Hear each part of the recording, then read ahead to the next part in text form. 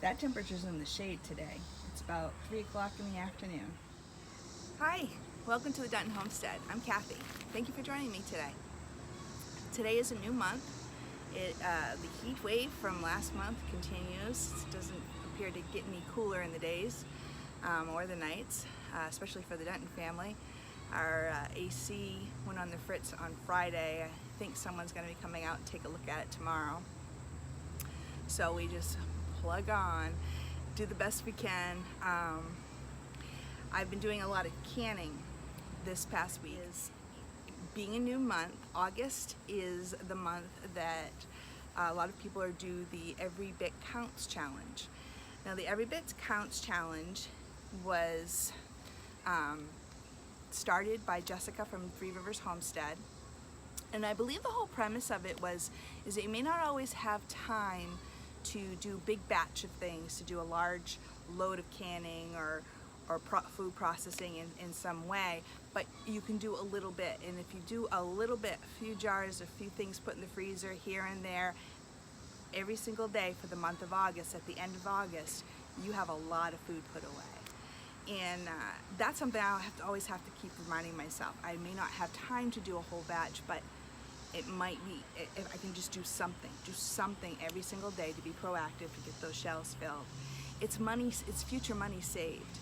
And I would even go as far as say, if you're not set up to have a garden, to be able to harvest things, to bring things in to can, to freeze, to dehydrate, to put away in whatever way you're using, whatever you're doing, whatever your food preservation would be if you did have a garden, take a look at your flyers. See what the 10 for 10 sales are. Just about every grocery store every week will have some sort of 10 for 10 sale. So 10 items for $10. Now these items would normally cost like anywhere from $1.29 each to $1.89. So if you buy 10, you're saving almost $9 for future purchases. These food items are not going down in price. Been saying for a while, and I think it's even gone up now, that you've probably for the past 6 months, maybe a year, have been paying 30 to 40% more on the same items that you were buying 2-3 years ago. That's not going to get any better. The food prices generally go up. They don't normally come down. Eggs was something that went way up, and now it's come down. But that doesn't mean they're not going to go up again. Yeah, negative Nelly. Sorry, I don't have the faith in the food system as a lot of people do. So just when you notice things and you take notes and you take mental notes of things and you can remember things. Like, I don't know, like 4 years ago, gas around here was $2.36 a gallon. I paid $3.60 per gallon to fill up, $3.60 a gallon to fill up the other day. I'll expect that to actually come down within the next year because of the politics of it all. But right now we're paying out, and I wouldn't be surprised if it hits 4 before it starts going back down again. So the Every Bit Counts Challenge is just challenging you to do something, anything.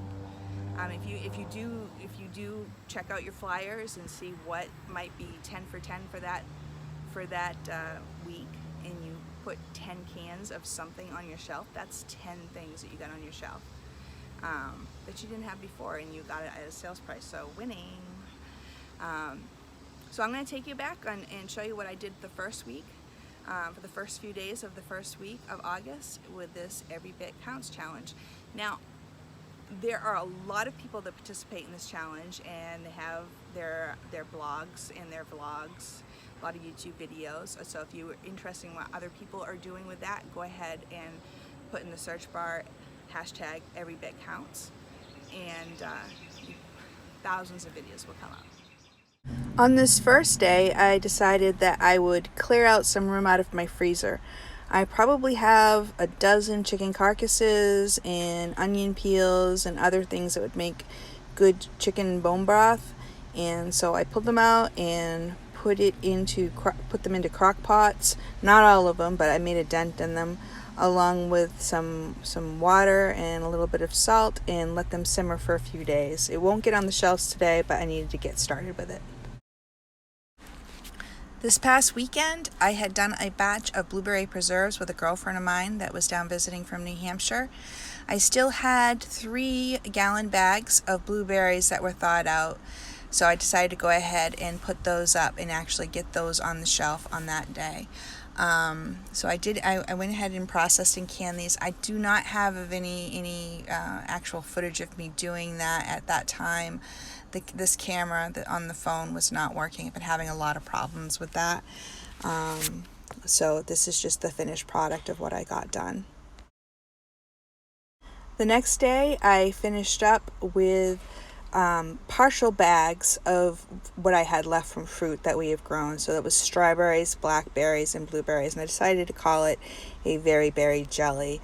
I did strain out most of the seeds, and it is more of a jelly than a preserved consistency. As the chicken broth had been simmering in the crock pots for a few days, I siphoned some off and I would put it into the refrigerator so that all the fat from it would rise to the top and harden. Then I'd strain it into a soup pot, get it seasoned the way I want, and get it ready to can on this day.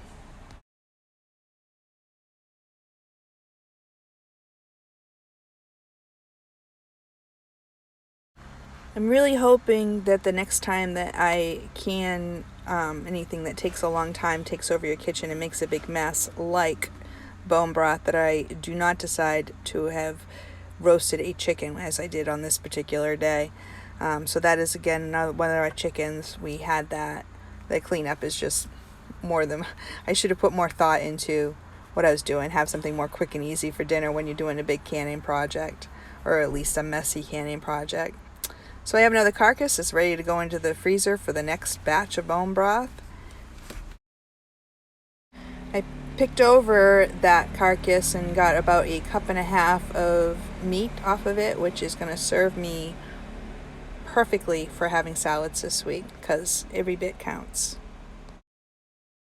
I started taking frozen tomatoes out of my freezer, and on day 4 I made mango salsa.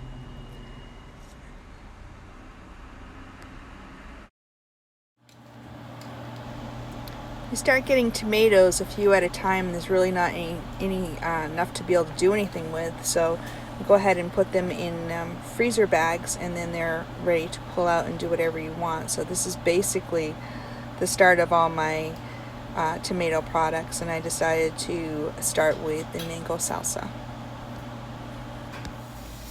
Day 5, I needed to use up a couple of bags of apples that I had bought a few weeks back that were starting to get soft on me. These are not organic, so I'm making sure that I'm washing the peels really well. And I'm going to go ahead and do some freeze drying and making some apple cider vinegar.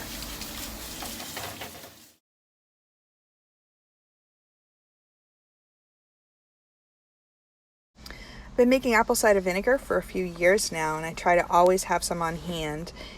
So even if I don't have apples or don't have a need for apples, I will specifically buy apples, find a need for the apples, and so I have the peels and the scraps to make apple cider vinegar.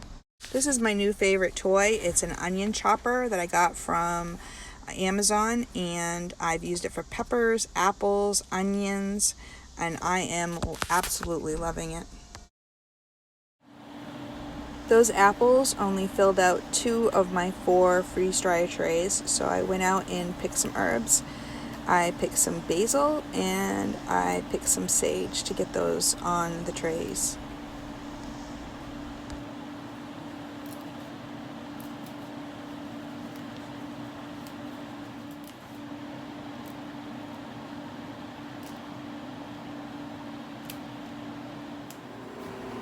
If your freeze dryer is not in a temperature controlled environment, it is going to take longer freeze times.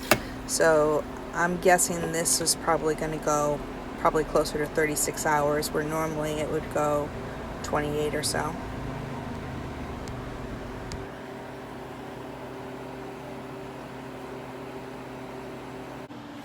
Now on to the apple cider vinegar. I put all the pieces into a large jar, and then I tend to put the heavier pieces, the tops and the bottoms of the apples that I cut off, on the top to prevent any of the small pieces of peels from rising to the top above the water line. And then I will go ahead and take either filtered water or water in my case, which is been sitting around dissipating the chlorine and any other chemicals that can dissipate off of it on top. I do use a glass weight on the top to try and hold things down, and not everybody does, but I do. In a month I will go ahead and strain it off, all the apples out. The apples will go to the chickens, and then I will cover it back up and put it in a dark location, and it'll be ready in another month. I usually write somewhere on the jar the date that it is okay to strain out the apple peels. That way I don't forget. I also try to make a note in my planner, like a month out, to strain your apple cider vinegar. So that sums up this week for the Every Bit Counts challenge. Again, thank you for joining me. If you have not hit like and subscribe yet, please go ahead and do so. It helps to support our channel.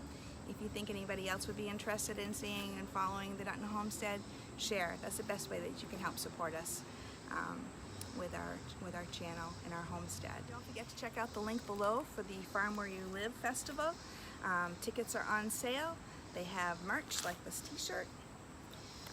The event that is planned for this fall is October 7th in Clemson, South Carolina. So if you are interested in purchasing tickets, I have an affiliate link, and that is below, and that also helps the Dutton Homestead.